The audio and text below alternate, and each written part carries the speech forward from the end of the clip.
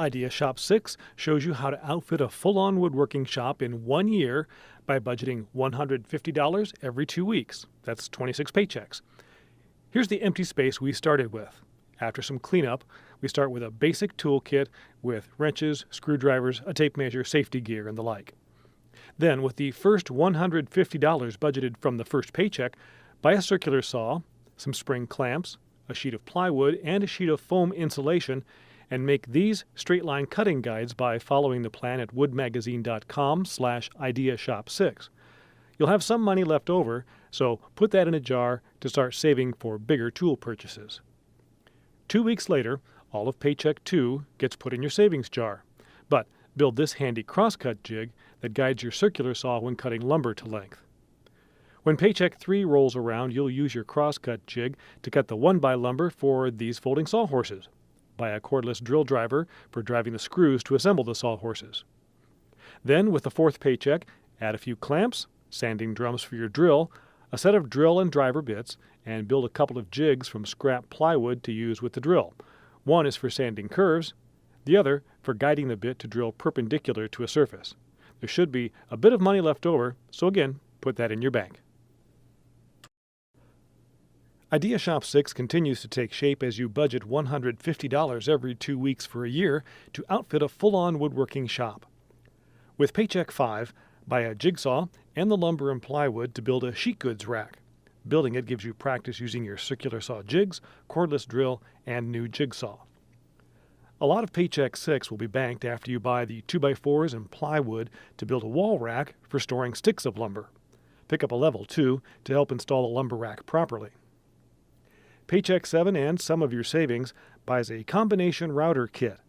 Then build a router table that straddles the sawhorses. This whole router table assembly stores in very little space against a wall. Replenish the bank with most of Paycheck 8, but first buy a router bit and build a simple jig out of scrap plywood that helps you cut precisely sized dados, a basic joint that you'll use a lot.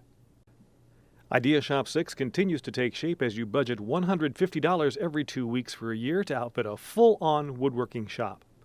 With the 9th budgeted check, pick up a set of aluminum bar clamps and the materials to make a wall-hung rack for all of the clamps you've accumulated so far, plus those you'll buy in the future. As always, bank the leftover funds to build the nest egg for a big purchase, which comes with Paycheck 10, a new table saw. Before you get it home, stop at the office supply store to pick up a couple of drafting triangles. These are great helpers for setting up your new saw precisely. With check 11, add a couple of table saw accessories. A thin curved blade that helps your saw run easier and wastes less material with each cut, and a push stick to keep your hands a safe distance from the blade as you push stock past it. Because the saw is the main tool in a wood shop, use check 12 to buy more accessories for it. These include a dado blade and the bits and materials to make zero clearance inserts to fit around the blade. An insert like this gives you cleaner cuts and prevents narrow and small cutoffs from falling into the saw.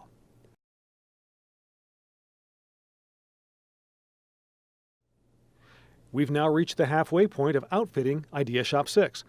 Most of the 13th paycheck, with $150 budgeted, goes into your savings jar for future machinery purchases. With a bit of plywood, build a crosscut sled for the table saw. This jig carries pieces past the blade, providing greater stability during crosscuts. With Paycheck 14, build a similar sled, but this one helps you cut precise miters, and buy a random orbit sander and some sanding discs. Paycheck 15 buys a shop vacuum to help clean up all that sawdust you're making. You can also fabricate a connection between the table saw and the shop vacuum to collect dust while you work. Also build a couple of squaring jigs that will be very handy when you begin building cases. Paycheck 16 purchases a set of chisels and the materials to make a workbench with wall storage behind it to organize your growing collection of tools. Pretty much all of Paycheck 17 goes into your savings fund, but you've got to have some shop time, so use some string and a few scraps of hardboard to make fairing sticks that will help you lay out smooth curves and arcs. With the saved money and the $150 from Paycheck 18, purchase a jointer. This is the first half of your 1-2 punch for dressing lumber. The other half, a planer, requires saving up some more money, so it comes several paychecks down the road. With Paycheck 19, purchase the materials to build a flip-top bench. It's the perfect place to mount the jointer and planer. You can leave one side open to use as a work surface or mount additional tools as your collection grows. The bulk of Paycheck 20 goes to the savings fund after you spend a few dollars to build a wall storage panel using perforated hardboard. It's easy to configure and reconfigure the panel as your needs change. Idea Shop 6 continues to take shape as you budget $150 every 2 weeks for a year to outfit a full-on woodworking shop. With Paycheck 21 and your set-aside savings, purchase the second half of your lumber preparation duo, a planer. Working in combination with your jointer, you can now dress rough-cut lumber. That means you can purchase less expensive lumber in a wider variety of species and ensure it's flat and square. Paycheck 22 buys a pocket hole jig and the materials to build some base cabinets. The pocket hole jig makes quick work of building the carcasses and face frames. Building cabinets will improve your confidence in the shop, create storage, and they can serve as the base for more work surfaces. With Paycheck 23, buy some more lumber and plywood to build a set of wall-hung upper cabinets.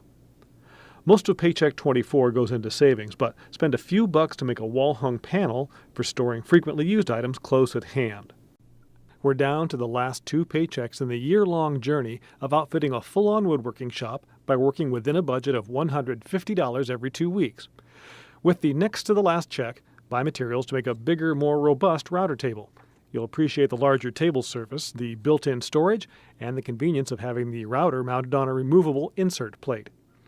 With the final $150 amount, purchase a portable dust collector and a flex hose and fittings for attaching it to tools. You'll be amazed how this improves the air quality in your shop and reduces cleanup chores. Although that's the end of the year-long quest, there are still plenty of other tools and accessories that will make work easier, faster, or more efficient. Find details about some of these choices at woodmagazine.com/IdeaShop6. Now, here's a look at how Idea Shop 6 has shaped up over the last year.